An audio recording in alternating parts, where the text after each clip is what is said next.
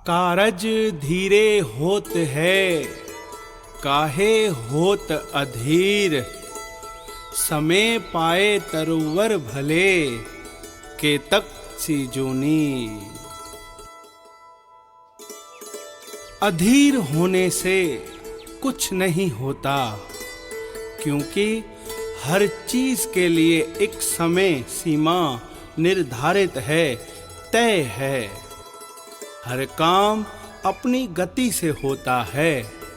तुम लाख पानी दो पौधे पे, लेकिन समय आने पर ही पेड़ पे फल लगता है ना?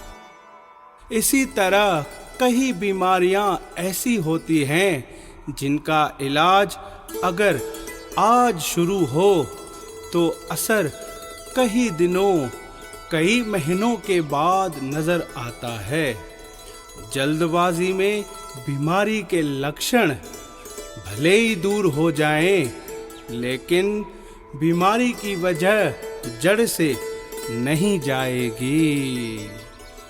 प्रेम से बोलिए जय समाधान।